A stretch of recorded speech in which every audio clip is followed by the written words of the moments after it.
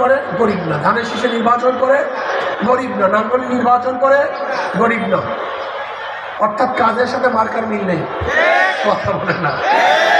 Marker এসে গরিবদের ধোকা দেওয়ার জন্য, কিন্তু হাত পাখা আমরা একটা প্রতীক, যে নির্বাচন করে সেও ঘুরাতে পারে, যারা সমর্থন করে তারাও চালাতে পারে।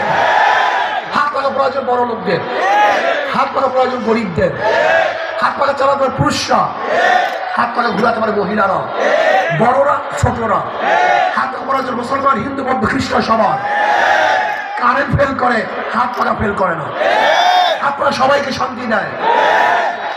কাউর মার্কা ঘুমের সময় বুকের উপরে থাকে না, একটা মার্কায় ঘুমের সময়ও বুকের উপরে থাকে, কলিজার উপরে থাকে, তার নাম হাত পাখা। এটা সার্বজনীন মার্কা। আমি বিশ্বাস করি যদি হাত পাখা বিজয় হয়, এই জনগণ বিজয় হবে। হাত পাখা বিজয় হয়, এই রাষ্ট্র বিজয় হবে।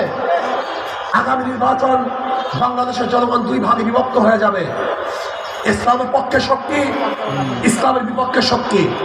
ভারতের পক্ষে শক্তি, দেশের পক্ষে শক্তি। আপনি ইসলামের পক্ষে থাকবেন না বিপক্ষে থাকবেন? ভারতের পক্ষে থাকবেন না দেশের পক্ষে থাকবেন?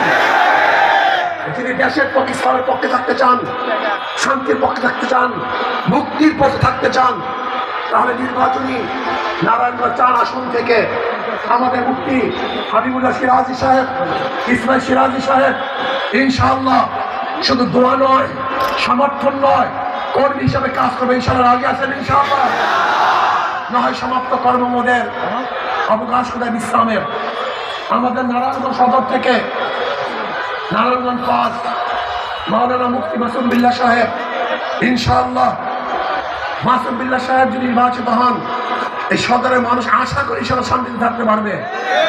আর সবচেয়ে বড় কথা হলো, এই একজন এমপি ক্যান্ডিডেটের দায়িত্ব শুধু রাস্তা উন্নয়ন নয়, একজন এমপি ক্যান্ডিডেটের মূল দায়িত্ব হলো আগামী রাষ্ট্র কোন নীতি ও কোন আদর্শে চলবে, কোন আইনে চলবে, সেইটা নির্ধারণ করাই একজন এমপির মূল দায়িত্ব।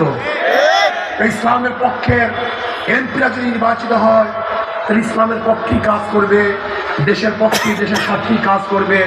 আসুন আগামী নির্বাচন ইনশাআল্লাহ সমৃদ্ধভাবে হাত পাখার পক্ষে কথা 8 দল যে কারে যাবে প্রার্থী দিবে, আমরা তার পক্ষে কাজ করব। আল্লাহ আমাকে আমাদের সবাইকে কবুল করে নেন। আল্লাহুম্মা আমিন।